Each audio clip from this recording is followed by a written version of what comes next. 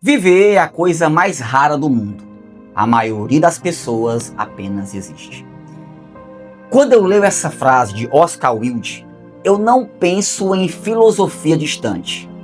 Eu penso na rotina, no despertador tocando, na segunda-feira chegando. Porque, no fundo, essa frase nos empurra para uma pergunta muito prática. Eu estou vivendo ou apenas sobrevivendo? E se existe um lugar onde essa pergunta aparece com mais força, é no trabalho. Por isso, eu começo essa série com uma questão direta. Qual é a diferença que você faz no mundo por meio da sua profissão? Essa pergunta é importante porque a maioria de nós passa grande parte da vida trabalhando. E se o trabalho não faz sentido, a vida começa a perder sentido também. E não é uma percepção isolada. Os números confirmam isso. Mais da metade dos brasileiros, ou seja, 56%, estão insatisfeitos com o próprio trabalho. E 64% gostariam de estar atuando em áreas completamente diferentes daquelas em que estão hoje. Ou seja, não estamos falando de falta de emprego, estamos falando de falta de alinhamento. Pessoas competentes, produtivas, esforçadas, mas desconectadas daquilo que fazem. E quando esse desalinhamento se prolonga, ele cobra um preço. Esse desconforto não fica apenas na mente, ele desce para o corpo. Estudos mostram que o maior risco de ataques cardíacos acontece às segundas-feiras. Não é coincidência, é um sinal. Para muita gente, a segunda-feira não representa recomeço.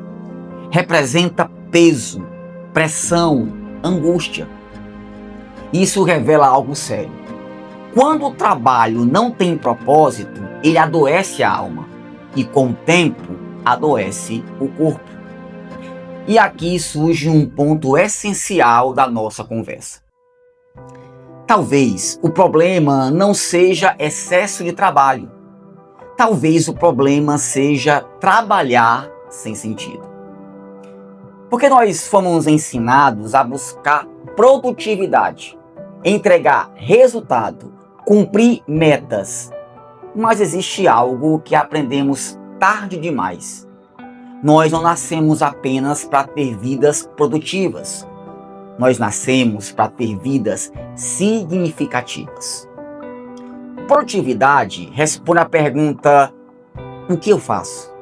Significado responde outra pergunta, e muito mais profunda: por que eu faço? E é exatamente aqui que a Bíblia entra nessa conversa. A Bíblia afirma em 2 Timóteo 1,9 que Deus nos salvou e nos chamou com uma santa vocação. Não segundo as nossas obras, mas segundo o seu próprio propósito e graça. Esse texto conecta tudo o que estamos falando até aqui. Ele nos mostra que o problema não é trabalhar. O problema é trabalhar desconectado do chamado. E esse versículo nos ensina 3 verdades fundamentais. Primeiro, você tem um chamado. Ele não é comum, ele é santo, carrega intenção. Segundo, esse chamado não nasce do seu desempenho, nem da sua produtividade, nem do quanto você entrega. Ele nasce da graça de Deus. E terceiro, todo chamado carrega um propósito. Nada é aleatório. Aqui é onde muitos se confundem. Quando falamos de chamado, muita gente pensa apenas em igreja, em púlpito, em ministério. Mas Deus não separa fé de vida prática. Nós é que fazemos isso. Existe o chamado geral, que é viver uma vida santa, íntegra, alinhada com Deus. Mas também existe o chamado específico, que se manifesta na forma como você trabalha, lidera, ensina, comunica e serve pessoas.